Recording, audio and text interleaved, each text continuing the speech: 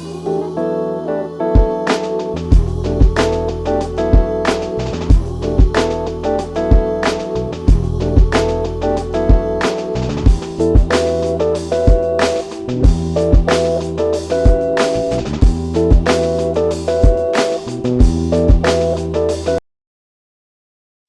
people. Welcome to the latest episode of Rough Draft. I am your host, Kevin Alberto Savio, and in this episode, I'll be talking about return on investment.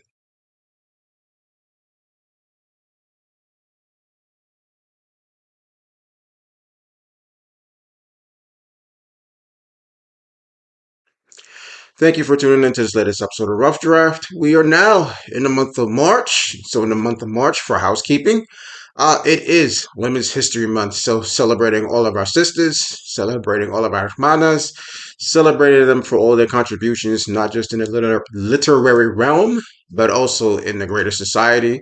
So, peace and blessings onto them for everything that they've done, everything they've accomplished.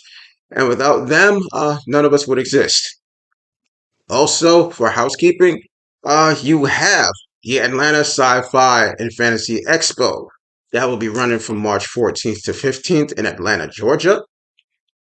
So for everybody who's into science fiction, fantasy, novels, gameplay, cosplay, things like that, that will be held in Atlanta. Also, you have an event out here called Animate Raleigh, which will be running from March 13th to 15th.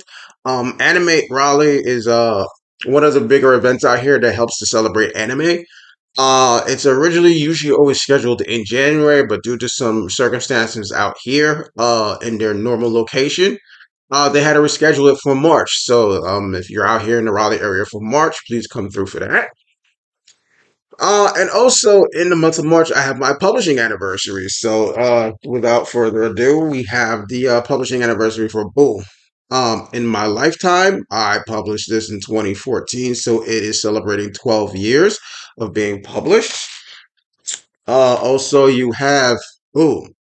Time will reveal. It is my science fiction novel. This was published in 2020. This is one of the books that I published in 2020 to celebrate at that time my 10-year anniversary of being a published author. And also is Bam, celebrating the birthday publishing anniversary of Suicide Amy, my street lit slash young adult novel. So this is also 6 years.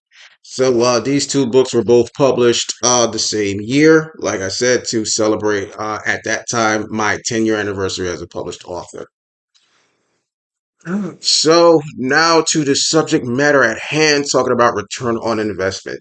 So basically, what is return on investment is basically investing not just your money, but also your time into something and hopefully being able to make something back for that investment. So whether you are paying for ads to promote your book, or if you are doing a Kickstarter to help fund a project or something like that, which is crowdfunding, or you're saying investing in doing festivals or whatever, that those are basically things that you would do to kind of invest in your career and hopefully get a return on those. So with return on investment, it could be a number of different other things. Uh, like for myself, to take me for example, investing in a secondary format, because within the first 5 years that I was published, the books that I had out were mainly in paperback format. They were only available in the physical format. Because of feedback that I had gotten from people, a lot of people were talking about you should invest your books in the ebook format, because a lot of people were telling me that they were no longer investing in physical books. They were investing in digital books because either they moved around a lot or they just had so many books they didn't have space for it, yada yada yada yada. And so for me, I had to do a bunch of research. I originally wanted to go through the publishers I was using at the time. I found an alternative way of doing it, and so I finally did invest in putting my books in ebook format. Didn't get the return on investment that I expected. Excuse me. So for me, it was worth it, but it also was not worth it. So yes, my books, all of my books are now available in different formats. So that does help. You know, say so. I will admit I have made more sales as far as digital downloads than in selling physical copies because usually selling the physical copies works better when I do shit in person. As far as dealing with people online, generating sales that way, I generally sell more copies of my books in the digital format in ebook than I do the physical copies, the paperbacks. But not to a certain significant level where it's just like, oh, I should exclusively do that. Bullshit. Two of my books that I'd written were actually, when I initially published them, were exclusively in ebook format. That was if memory serves me, it was Fiesta Girl was one, and the other one was Spitting Lyrics and Waxing Poetic, which was my poetry book. Both books, when I first published them, were exclusively, you say, available only in ebook format. Did not make a whole lot of sales. Like I honestly did not make a whole lot of sales off of either book. So I did eventually, a few years later, publish them, use it in the physical format as a paperback. So you know what I'm saying? That's the type of stuff that you have to deal with. You say everything is pretty much a crapshoot. But the concept of return on investment is to be able to get back something that you invest your time and money in. So whether you're investing your money in crowdfunding campaigns and you're hoping to get something back from that, or you say investing in another format, or even investing money in doing festivals to do more in-person appearances and to get out more and reach different audiences in different locations. You know what I'm saying? So it's like, okay, is it really worth it for me to consistently do all these different Comic Cons, book fairs, or cultural festivals as far as being able to make money back on that or to gain more exposure and eventually make more money? You know what I'm saying? Everything about return on investment is, again, the return on the investment. Will I make my money back that I put into this? But also, not just money, also time. You know what I'm saying? Because you're putting in a lot of the time and the effort. Because let's say, all right, buying online social media ads. You said like Facebook ads, Amazon ads, or something like that.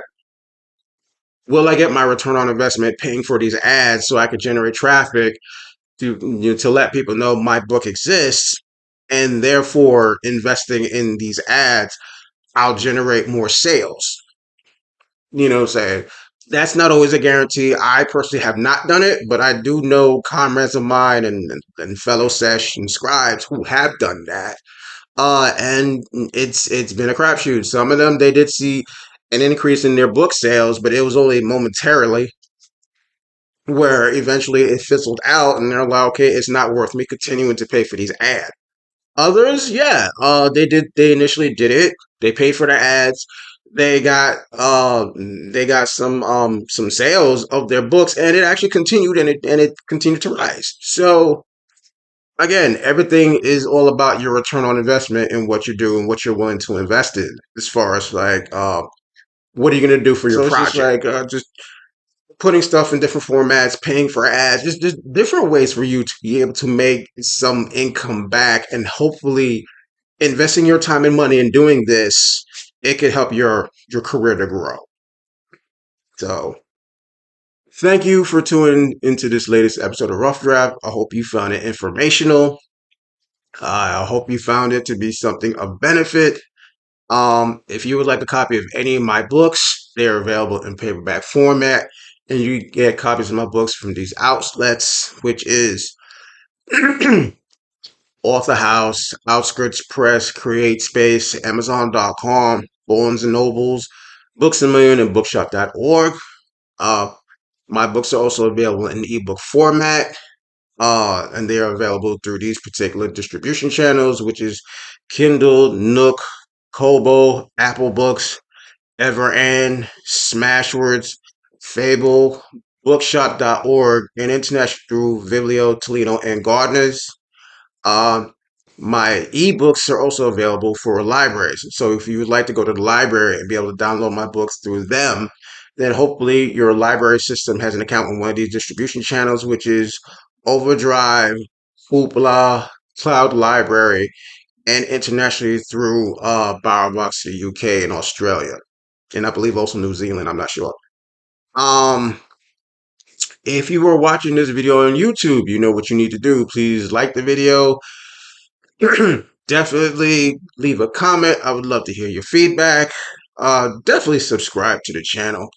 And when you subscribe to the channel, please press the notification button and press the all button. That way you get alerted when I drop a new video or if I say something in the community section so we can interact with each other there.